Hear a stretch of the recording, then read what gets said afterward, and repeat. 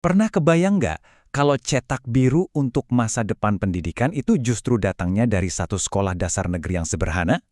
Nah, kali ini kita akan bongkar sebuah rencana yang luar biasa yang bisa jadi mengubah cara kita semua memandang sekolah.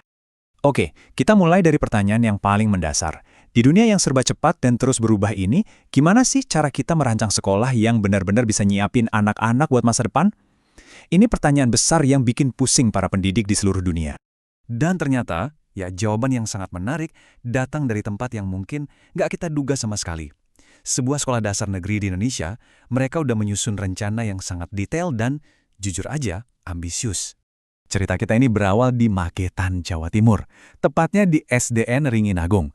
Di bawah kepemimpinan Ibu Mareta Kusumawardana, sekolah ini berani banget mencoba sesuatu yang fundamentalnya beda. Sekilas ini sekolah negeri biasa aja, dengan 115 murid.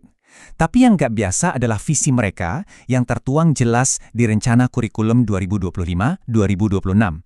Mereka nggak cuma mau ngajar, tapi mereka mau membentuk sebuah generasi baru.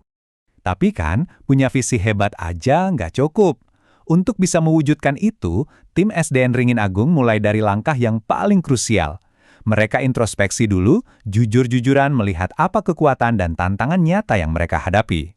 Dan mereka benar-benar jujur sama diri sendiri. Di satu sisi, modal mereka kuat. Guru-gurunya kompeten, di kelas ada smart TV dan internet. Tapi di sisi lain, tantangannya juga nggak main-main. Orang tua murid kurang terlibat, cara ngajarnya masih terlalu fokus ke guru, belum lagi persaingan dari sekolah swasta. Lalu, ada data yang jadi semacam alarm buat mereka.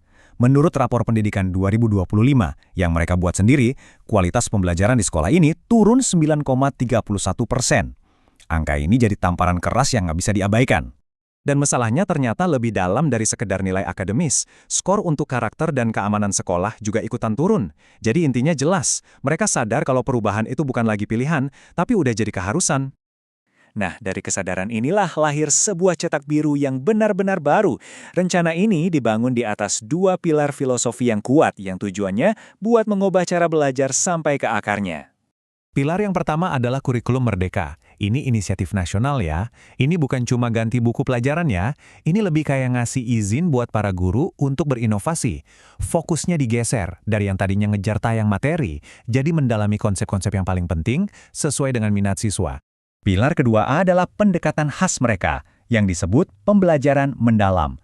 Tujuannya simpel tapi kuat, bikin belajar jadi pengalaman yang sadar, bermakna, dan menggembirakan. Jadi ini pergeseran total dari apa yang kamu hafal menjadi apa yang benar-benar kamu pahami dan bisa kamu lakukan. Dan ini bukan cuma wacana loh. Filosofi tadi mereka terjemahkan jadi proses yang sangat sistematis.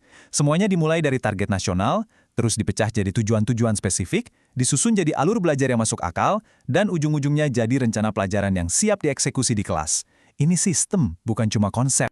Oke, teorinya keren. Sekarang mari kita lihat gimana cetak biru ini diterjemahkan jadi kenyataan di dalam kelas. Disinilah rencana mereka benar-benar jadi hidup. Mereka melakukan sesuatu yang menurut saya brilian. Mereka menjadikan lingkungan sekitar sebagai laboratorium belajar. Bahasa Jawa bukan cuma pelajaran tambahan, tapi jadi mata pelajaran wajib. Proyek-proyek siswa itu diambil dari kearifan lokal, misalnya belajar langsung dari pengrajin anyaman bambu atau memahami proses bikin rambak kulit yang jadi industri khas desa mereka. Perubahan ini kelihatan banget di alokasi waktu mereka.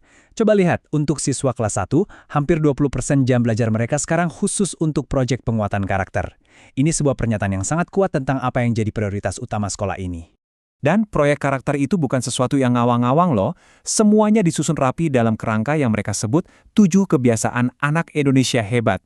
Ini adalah hal-hal praktis, kebiasaan sehari-hari yang coba mereka tanamkan dalam setiap aspek kehidupan sekolah. Nah, beginilah kira-kira wujud pembelajaran mendalam di lapangan. Waktu belajar sains soal magnet, misalnya, siswa nggak cuma baca definisinya di buku.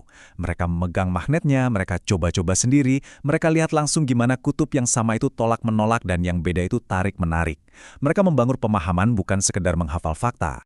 Jadi, setelah melihat semua ini, apa yang bisa kita ambil sebagai pelajaran dari model SDN Ringin Agung?